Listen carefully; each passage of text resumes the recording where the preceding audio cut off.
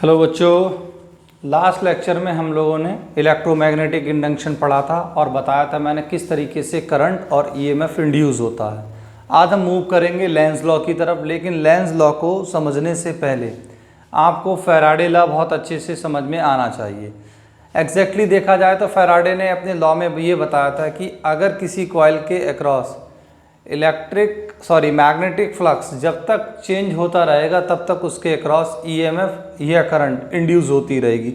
मतलब इंडक्शन के लिए करंट या ईएमएफ के इंडक्शन के लिए या उसे प्रोड्यूस करने के लिए ये सबसे ज़्यादा इम्पॉर्टेंट है कि कॉइल के अक्रॉस मैग्नेटिक फील्ड लगातार चेंज होना चाहिए, तभी उसमें करंट या ईएमएफ इंड्यूस होगा, अदरवाइज नहीं होगा। अगर किसी कॉइल के अक्रॉस मैग्नेटिक फ्लक्स कांस्टेंट हो जाएगा तो कोई भी ईएमएफ और करंट इंड्यूस नहीं होगा। तो सबसे पहली चीज़ ये है कि फैराडे ने अपने लॉ में दो बातें बताई। सबसे पहले उन्होंने ये बताया कि किसी भी कॉइल के अक्रॉस करंट या ईएमएफ तब तक इंड्यूस होता रहता है जब तक उसके अक्रॉस मैग्नेटिक फ्लक्स चेंज होता रहता है। दूसरी बात में उन्होंने ये बताया कि समय के साथ जितनी तेज़ी से फ्लक्स चेंज होगा, चाहे वो बढ़े चाहे वो घटे, चेंज होना चाहिए। जितनी तेज़ी से समय के साथ फ्लक्स चेंज होगा उतना ही ज़्यादा ईएमएफ इंड्यूस होगा, यानी कि induced EMF is directly proportional to the rate of change of magnetic flux. ये तो बात हो गई इलेक्ट्रोमैग्नेटिक इंडक्शन की। अब लेंज ने क्या कहा था? लेंज ने कहा था कि अगर किसी कॉइल के क्रॉस करंट इंड्यूस हो रही है और ईएमएफ इंड्यूस हो रहा है तो वो जिस वजह से प्रोड्यूस हो रहा होगा वो हमेशा उसी को अपोज करेगा। इस स्टेटमेंट से हम ईएमएफ और करंट दोनों का डायरेक्शन फाइंड आउट कर सकते हैं।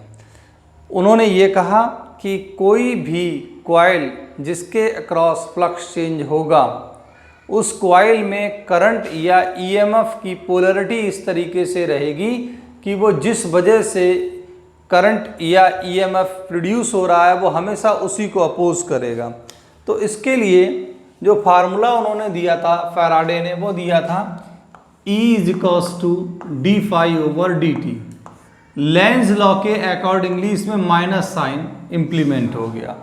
अब इस माइनस साइन का क्या मतलब हुआ? ये rate of change of flux, ये जिस वजह से चेंज होगा ईएमएफ जो है, ईएमएफ वो इसी को अपोज करेगा। जैसे फॉर एग्जांपल अगर हम ये देखें कि ये एक कॉइल है इस तरीके की वर्टिकल रखी हुई है और इधर से हम नॉर्थ पोल को बहुत तेज़ी से लेकर आ रहे हैं, तो जब हम इधर नॉर्थ पोल को तेज़ी से लेकर आएंगे तो इस कॉइल के अक्रॉस जो कि वर्टिकल हमने इस तरीके से प्लेस करी हुई है, इस तरीके से वर्टिकल हमने प्लेस करी हुई है और ऐसे इस तरीके से मैग्नेट इसकी तरफ आ रहा है। तो लेंज के अनुसार जब ये कॉइल है इस तरीके की, ये कॉइल है वर्टिकल हमने ऐसे प्लेस करी है और इधर जब हम नॉर्थ पोल लेकर आएंगे इस तरफ तो क्या होगा? इसके अक्रॉस मैग्नेटिक फ्लक्स बढ़ेगा, मैग्नेटिक फ्लक्स चेंज होगा। तो मैग्नेटिक फ्लक्स चेंज होगा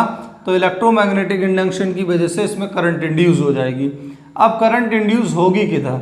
ये नॉर्थ पोल हम इधर लेकर आ रहे हैं तो ये नॉर्थ पोल के पास आने की वजह से करंट इंड्यूस हो रही है। तो इस वाली कॉइल में इस तरीके से करंट इंड्यूस होगी कि ये इसको अपने पास आने से रोकेगी और तभी रोकेगी जब ये नॉर्थ पोल बनेगा, यानी कि नॉर्थ पोल बनते ही ये इसको अपोज करने लग जाएगा। अब नॉर्थ पोल ये तब बनेगा जब इसमें एंटी क्लॉकवाइज डायरेक्शन में करंट फ्लो करेगा। तो ऐसे ही अगर हम दूसरी कॉइल का एग्जांपल ले लें, एक कॉइल और ले लें, अगर हम एक कॉइल और ले लें, यहाँ पर मान लीजिए ये एक कॉइल है, दिस इज अ कॉइल, और हम अब नॉर्थ पोल को इससे दूर ले जाएंगे, इस तरफ ले जाएंगे, तो क्या होगा? जब मैग्नेट इधर मूव करेगा तो इस कॉइल के क्रॉस क्या होगा, जो कि वर्टिकली प्लेस है, फ्लक्स क्या होगा? इसके अक्रॉस फ्लक्स फिर से डिक्रीज होना शुरू हो जाएगा, चाहे इंक्रीज हो चाहे डिक्रीज हो, चेंज तो हो रहा है। तो जैसे ही हम नॉर्थ पोल को इससे दूर ले जाएंगे फ्लक्स चेंज होगा और फ्लक्स चेंज होने की वजह से क्या होगा? इसमें करंट इंड्यूस होगी। अब करंट इस तरीके से इंड्यूस होगी कि इसको दूर जाने से रोकेगी, और दूर जाने से ये तभी रोकेगी जब ये साउथ पोल बन जाएगा। तो जब ये साउथ पोल बनेगा तो इसमें करंट का डायरेक्शन क्या होगा, क्लॉकवाइज। तो अब यहाँ पर देख रहे हैं, जब हम नॉर्थ पोल को पास में लेकर आ रहे हैं तो करंट का डायरेक्शन इस तरीके से कि नॉर्थ पोल को अपने पास आने से क्या करेगा, रोकेगा। और ये तभी रोक पाएगा जब ये नॉर्थ पोल बनेगा। नॉर्थ पोल तब बनेगा जब इसमें डायरेक्शन कैसा होगा, एंटी क्लॉकवाइज। सेम यहाँ पे तो लेंज ने ये कहा था कि ईएमएफ जिस वजह से प्रोड्यूस हो रहा है ये उसी को अपोज करेगा, यानी करंट जिस वजह से प्रोड्यूस हो रही है उसी को अपोज करेगी। अब करंट किसकी वजह से प्रोड्यूस हो रही है, करंट प्रोड्यूस हो रही है नॉर्थ पोल के पास आने की वजह से। तो करंट इस तरीके से फ्लो करेगी कि ये नॉर्थ पोल को अपने पास नहीं आने देगी, और नॉर्थ पोल को ये तब तक ये कब नहीं आने देगी, जब ये खुद अपने आप में लूप का ये वाला पोल नॉर्थ बन जाएगा, और नॉर्थ तभी बनेगा जब इसमें डायरेक्शन क्या होगा, एंटी क्लॉकवाइज होगा। ऐसे ही यहाँ पर ये इसमें करंट इंड्यूस हो रही है नॉर्थ पोल के दूर जाने की वजह से। तो ये इसमें जो करंट प्रोड्यूस होगी वो इस तरीके से होगी कि नॉर्थ पोल को दूर नहीं जाने देगी, और दूर कब जाने नहीं देगी, जब ये खुद ब खुद अपने आप साउथ पोल बन जाएगा। साउथ पोल तब बनेगा जब इसमें करंट का डायरेक्शन कैसा होगा, क्लॉकवाइज। तो यहाँ पर एक चीज तो क्लियर ये हो गई, लेंज ने ये कहा था कि कोई भी कॉइल में अगर मैग्नेटिक फ्लक्स चेंज होगा तो उसकी वजह से जो भी करंट इंड्यूस होगी वो हमेशा इस तरीके से फ्लो करेगी कि वो जिस वजह से प्रोड्यूस हो रही है उसी का अपोज करेगी। अगर बार मैग्नेट के पास आने या दूर जाने से उसमें करंट इंड्यूस हो रही है तो इसे पास जाने से दूर जाने से ये रोकेगा करंट, तो इस तरीके से ये प्रोड्यूस होगा। अब बोर्ड में क्वेश्चन जो आए हैं उसकी बात कर लेते हैं। इस कॉन्सेप्ट पे बोर्ड में कई बार क्वेश्चन पूछा गया, 1 नंबर में, उसकी बात करते हैं। क्या क्वेश्चन है, 2 तरीके के क्वेश्चन बोर्ड में पूछे गए। बोर्ड में 2 तरीके के क्वेश्चन क्या पूछे गए उसकी बात करते हैं। एक कैपेसिटर है जिसकी 2 प्लेट हैं, ये 2 प्लेट हैं, प्लेट ए और प्लेट बी, ये 2 प्लेट हैं कैपेसिटर की, और ये एक लूप की दोनों टर्मिनल से जुड़ी हुई है। अब यहां से एक नॉर्थ पोल बहुत तेजी से दूर ले जाया जा रहा है। तो इसमें यह पूछा गया है प्लेट का कौन सा फेस पॉजिटिव होगा और कौन सा नेगेटिव होगा। 2 प्लेट हैं, इसमें कौन सी प्लेट पॉजिटिवली चार्ज होगी और कौन सी नेगेटिवली चार्ज होगी। तो बड़ा सिंपल है, जैसे ही हम नॉर्थ पोल को बाहर ले जाएंगे तो ये इसमें, अब क्योंकि ये ज्वाइन नहीं है तो ओपन लूप हो गया, तो इसमें ईएमएफ इंड्यूस होगा, और वो इस तरीके से होगा कि इसको क्या करेगा, इसको दूर जाने से रोकेगा। वो तभी संभव है जब ये क्या बन जाएगा, साउथ पोल। और साउथ पोल कब बनेगा, जब करंट का डायरेक्शन क्या होगा, क्लॉकवाइज। तो इस तरीके से करंट का डायरेक्शन क्या है, क्लॉकवाइज होगा। तो ऐसे में ये वाला प्लेट कैसा हो जाएगा, पॉजिटिव, और ये वाला प्लेट कैसा हो जाएगा, नेगेटिव। ये क्वेश्चन आया।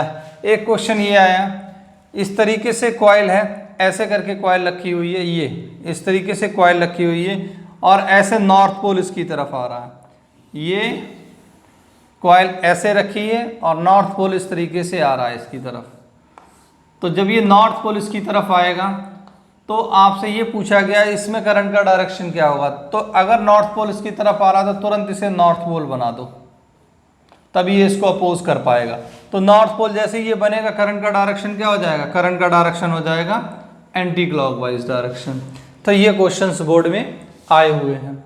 अच्छा, अब Lenz law conservation of energy को एसोसिएट करता है। वो किस तरीके से करता है, अगर हम उसकी बात करें, लेंज लॉ किस तरीके से एनर्जी कंजर्वेशन को एसोसिएट करता है। ये बोर्ड में 2 नंबर का क्वेश्चन कई बार एग्जाम में आ चुका है। किस तरीके से आ सकता, किस तरीके से आता है, so that Lenz law associated the law of conservation of energy. कैसे, देखिए, अगर हम देखें यहां पर जितने भी केस हमने पढ़े उसमें सब में मैग्नेट के मूव करने की वजह से करंट इंड्यूस हो रहा है।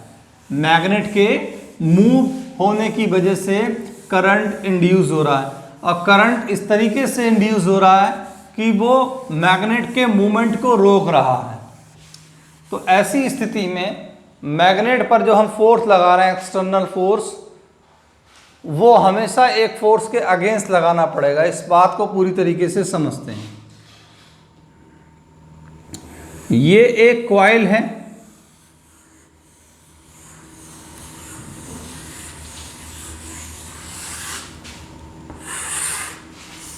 और इस कॉइल के अक्रॉस हमने एक छोटा सा बल्ब लगा दिया। ये बल्ब है, और यहाँ पर हम बहुत स्ट्रॉन्ग बार मैग्नेट है, उसके नॉर्थ पोल को कॉइल की तरफ तेजी से लेकर आ रहे हैं बी वेलोसिटी से। तो ऐसी स्थिति में क्या होगा देखिएगा, जब हम नॉर्थ पोल को इसकी तरफ लेकर आएंगे तो कॉइल का ये फेस, कॉइल स्प्रिंग की तरह होगी लंबी लंबी, तो उसका ये वाला फेस भी क्या बन जाएगा, नॉर्थ।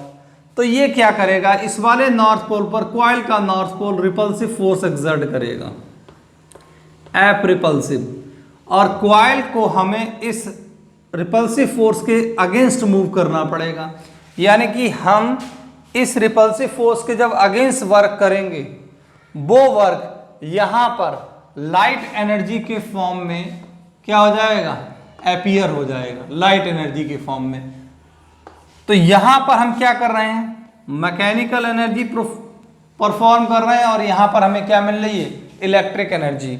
अब होता क्या है, जब हम नॉर्थ पोल को इस तरफ लाते हैं तो कॉइल का ये वाला फेस भी नॉर्थ पोल बन जाता है।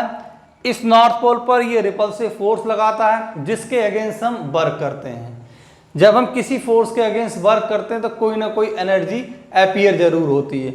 जब हम फ्रिक्शन के अगेंस्ट वर्क करते हैं तो हीट डेवलप होती है, और भी कई सारे फोर्स हैं। जब हम ग्रेविटेशनल फोर्स के अगेंस्ट वर्क करते हैं तो हमें पोटेंशियल एनर्जी मिलती है।